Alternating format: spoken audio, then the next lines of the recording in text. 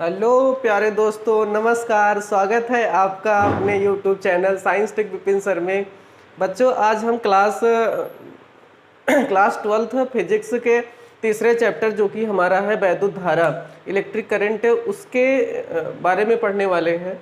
जैसा कि इसके जस्ट पहले वाली क्लास में वैद्युत धारा से संबंधित टॉपिक हमने अपलोड किया था और वैद्युत धारा किसे कहते हैं, वैद्युत धारा का मात्रक क्या होता है, बीमा क्या होता है, या सदिश राशि है, कदिश राशि है, इन सभी बारे में डिटेल हमने बताया था।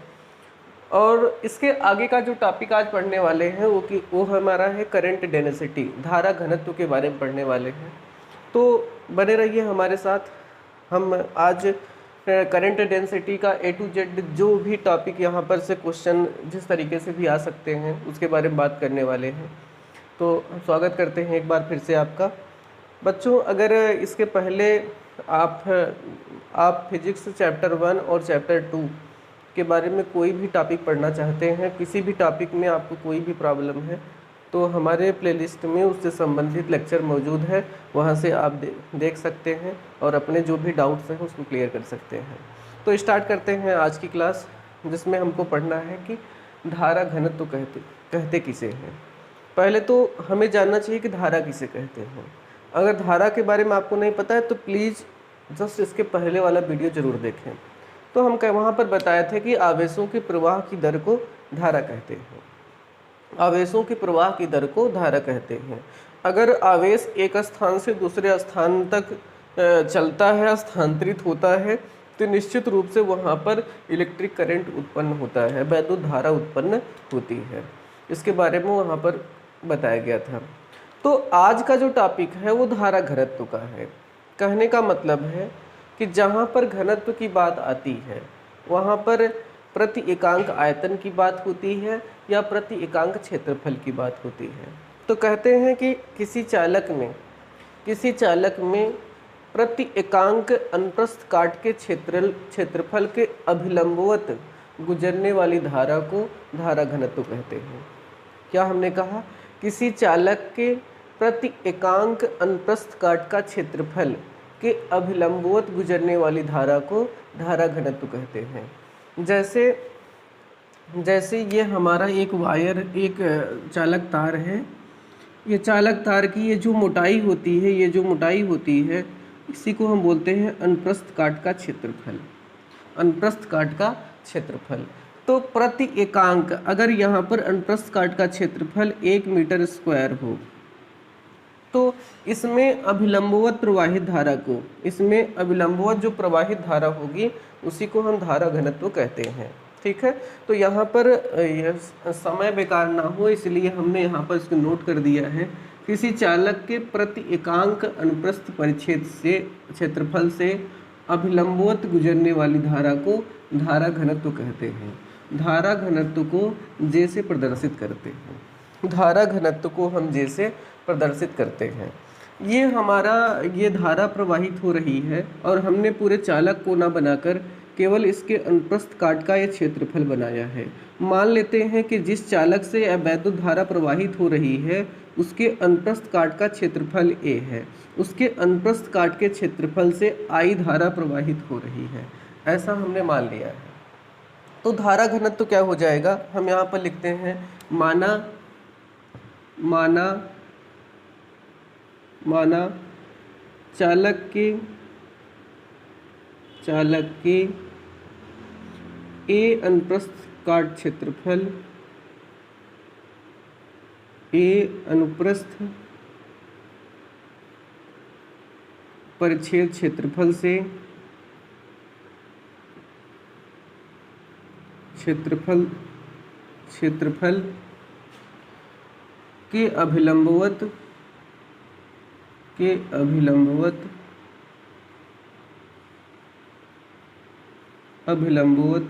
गुजरने वाली धारा I है।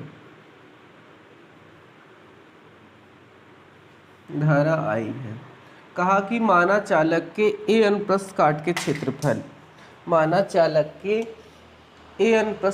क्षेत्रफल से अभिलंबवत प्रवाहित जो धारा है वो आई है। यहाँ पर समझने वाली बात यह है कि ये हमारी धारा प्रवाहित हो रही है और ठीक इसके लंबवत अभिलंबवत ये चालक का पृष्ठ है, ये चालक के अनुप्रस्थ काट का क्षेत्रफल है। आप समझ सकते हैं कि अगर धारा इस तरीके से प्रवाहित हो रही है, ये हमारे अनुप्रस्थ परिच्छेद का क्षेत्रफल होगा चालक का, और धारा ठीक इससे प्रवाहित होगी। अगर यहाँ पर इस परिच्छेद और इसके बीच में 90 डिग्री का कोण बनेगा, तभी उसको हम कहेंगे अभिलंबवत। तो आप अगर देखने में ऐसा प्रतीत हो रहा है कि ये जो चालक है, ठीक है, चालक के अनुप्रस्थ काट का परिच्छेद क्षेत्रफल ठीक ऐसे है और धारा इसमें ऐसे प्रवाहित हो रही है। या फिर इस तरीके से भी समझ सकते हैं यहाँ पर कि धारा आई की दिशा इधर है और जो यहाँ पर अनुप्रस्थ काट का क्षेत्रफल है, इसको हम या तो आगे से देख सकते हैं या तो पीछे से देख सकते हैं।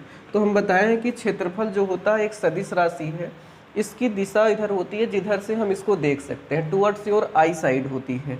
अगर हम इसको इधर से देख रहे हैं इस चालक के पृष्ठ को, तो जाहिर सी बात है ए की दिशा इधर होगी। आई और ए के बीच में यहाँ पर कोई कोण नहीं बन रहा, यहाँ पर जो कोण बन रहा है कह सकते हैं वह थीटा बराबर 0 अंश है। थीटा बराबर 0 अंश चाहे ऐसे समझ ले या फिर यहाँ पर मान लेते हैं कि ये अगर ऐसे सीधे इस पर खड़ा है तो धारा जो होगी वह अभिलंबवत होगी। इस स्थिति में धारा घनत्व J बराबर हो जाता है I/A। धारा घनत्व J बराबर I/A होता है। अगर चालक के ए अनुप्रस्थ परिच्छेद से अभिलंबवत गुजरने वाली धारा आई है, तो हम वहाँ पर जो धारा घनत्व का फार्मूला होता है वह J = I/A होता है।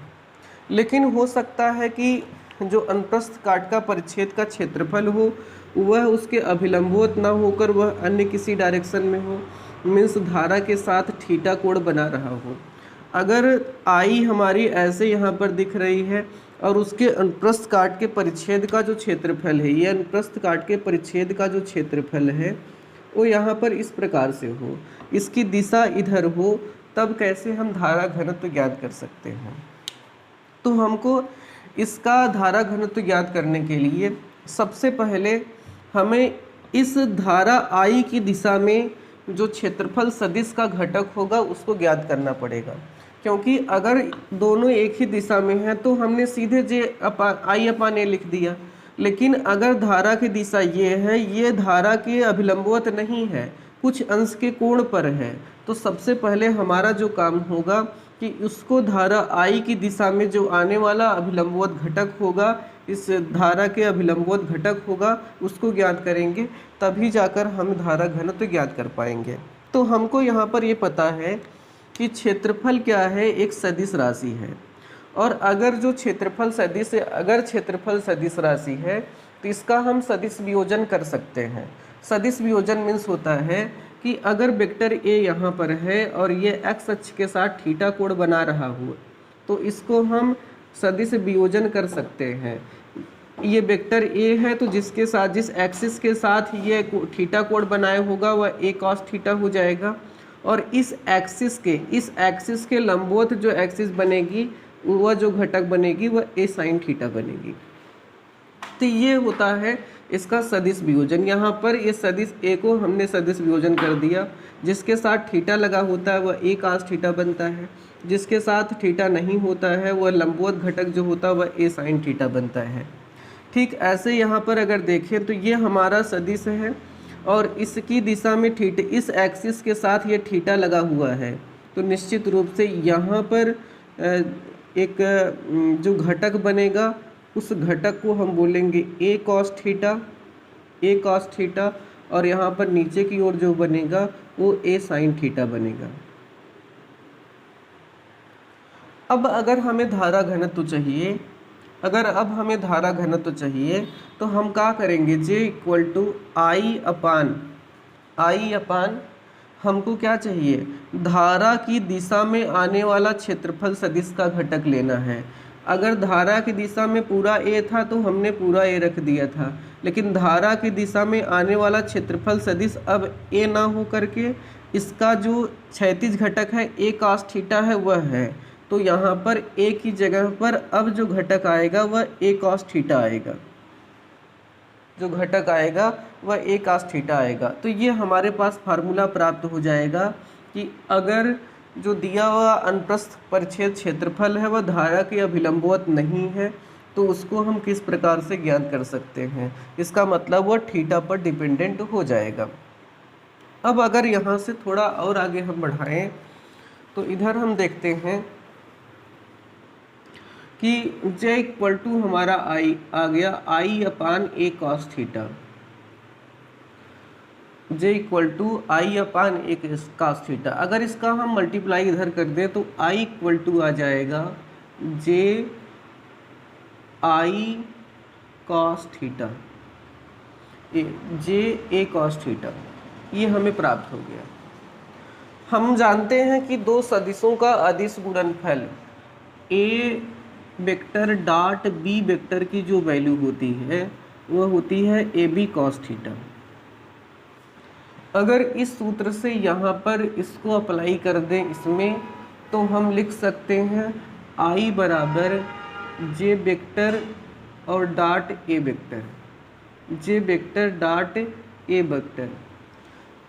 हम कक्षा 11 में या फिर इसके पहले वाली क्लास में जब वैद्युत क्षेत्र को पढ़ा रहे थे, वैद्युत फ्लक्स को पढ़ा रहे थे, उस समय बताया थे कि अगर दो सदिश राशियों के बीच में डॉट प्रोडक्ट आता है तो जो सामने वाली राशि होती है वह अदिश राशि होती है। सामने वाली राशि जो होती है अदिश राशि है।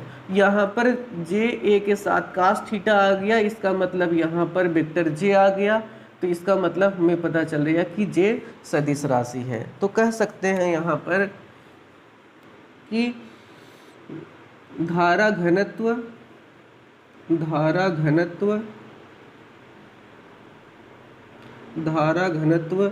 सदिश राशि होता है।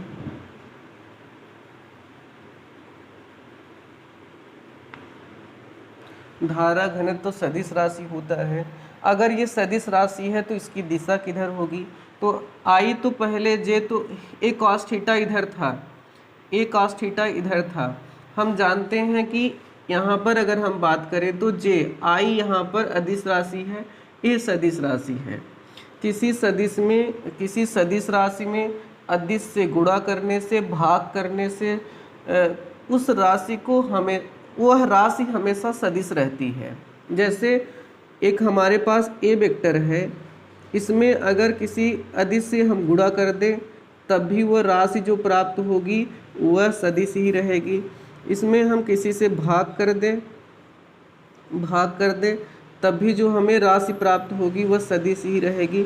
इसको हम उल्टा कर देंगे तब भी प्राप्त राशि हमारे पास सदिश ही रहेगी। तो इसी तरीके से अगर यहाँ पर समझें तो i जो है वह अदिश राशि है, a जो है सदिश राशि है। तो i में a का भाग हो चाहे a में i का भाग हो, प्राप्त राशि जो होगी हमेशा सदिश ही होगी। तो धारा घनत्व तो सदिश राशि होती है। इसकी जो दिशा होती है, इसकी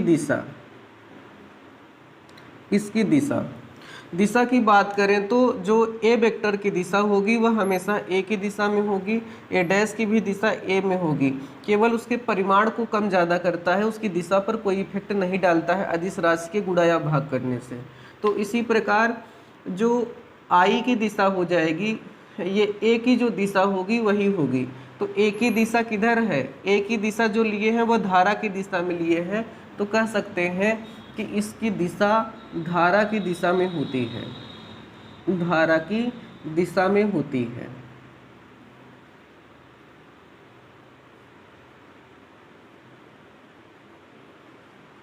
इसके बाद J और A का जो डॉट प्रोडक्ट है वह I है, इसलिए I क्या है यहाँ पर हम फिर प्रूव करके लिख सकते हैं कि I अदिश राशि है। कहते हैं धारा घनत्व और क्षेत्रफल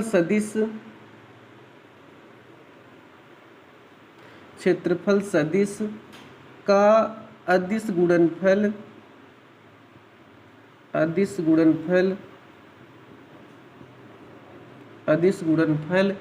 धारा के बराबर होता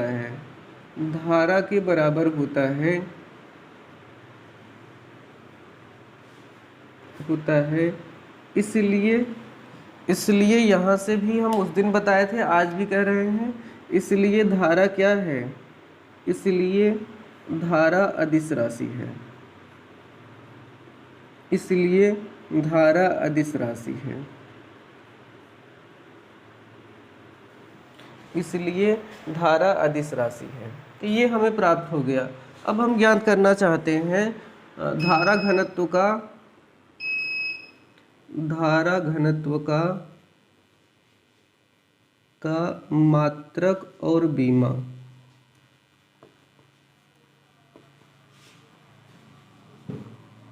धारा घनत्व का मात्रक और बीमा। मात्रक और बीमा की बात करें तो हम यहाँ से निकाल सकते हैं, जो एक J इक्वल टू हमारे पास है I/A। तो यहाँ से अगर हम देखें तो जो धारा घनत्व का मात्रक हो जाएगा, धारा घनत्व का मात्रक हो जाएगा, धारा घनत्व का मात्रक हो जाएगा धारा का मात्रक, धारा का मात्रक और बटे क्षेत्रफल का मात्रक।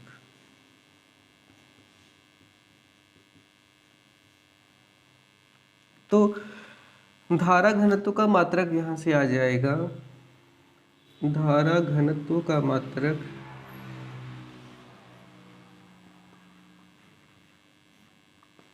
हो जाएगा, धारा का मात्रक एम्पियर होता है और क्षेत्रफल का मात्रक मीटर स्क्वायर। कहें तो इसका जो मात्रक हो जाएगा वह एम्पियर पर मीटर स्क्वायर।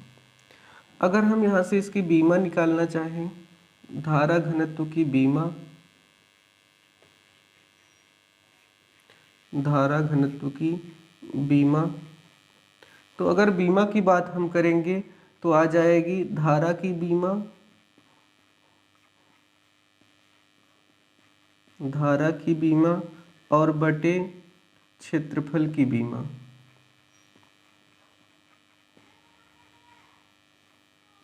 वैसे बीमा की हमने एक अलग से वीडियो बनाई थी कि राशियों की बीमा कैसे ज्ञात करते हैं। अगर आप बीमा के बारे में कुछ नहीं जानते हैं कि राशियों की बीमा कैसे निकालते हैं तो प्लीज़ हमारे प्लेलिस्ट में वो भी वीडियो है कि हम राशियों की बीमा निकालते कैसे हैं, एक बार उसको देख लीजिए। तो आप किसी भी राशि की बीमा तुरंत निकाल सकते हैं, ये हमारी गारंटी है, तुरंत निकाल लेंगे जैसे ही आपको सूत्र पता चलेगा तुरंत। तो प्लीज़ एक बार उसको देख लीजिए। और अगर आप निकालना जानते हैं तो बिल्कुल यहाँ पर ऐसे निकाल सकते हैं। धारा की बीमा जो होती है वह A होती है, क्षेत्रफल की बीमा L² होती है। तो यहाँ से हमें जो प्राप्त हो जाएगा, ये L ऊपर चला जाएगा तो माइनस में हो जाएगा, L के पावर -2 और यहाँ पर A। तो ये हमारे पास धारा घनत्व की बीमा प्राप्त हो गई। तो ये था आज का क्लास जिसमें हमने पढ़ा धारा घनत्व के बारे में। ये थी आज की क्लास जिसमें हमने धारा घनत्व के बारे में पढ़ा। इसमें हमने धारा के संबंधित अगर अभिलंबवत है, अगर किसी थीटा कोण पे है, धारा सदिश राशि कैसे हुई, अदिश राशि कैसे हुई, इस सब के बारे में आपको हमने जानकारी दिया है। लेकिन फिर भी अगर धारा घनत्व को लेकर आपके मन में कोई परेशानी है या फिर कोई डाउट्स हैं तो बेशक कमेंट सेक्शन में कमेंट करिए और वहाँ पर हम आपके डाउट्स को क्लियर करने के लिए बैठे हैं, तैयार बैठे हैं कि आप इधर कमेंट करें उधर हम आंसर दें। तो बेशक कोई टेंशन की बात नहीं है, आप तुरंत कमेंट करिए और पढ़ाई अच्छे से करिए ताकि आगे जो आपका गोल हो उसको पूरा कर सके। उसके लिए हम आपके हेल्प करने के लिए तैयार हैं। तो ये थी आज की क्लास, मिलते हैं नेक्स्ट क्लास में। धन्यवाद आपका वीडियो को पूरा वॉच करने के लिए। मिलते हैं नेक्स्ट क्लास में। पढ़ते रहिए, पढ़ाते रहिए दूसरों को भी। नमस्कार, आपका दिन शुभ हो।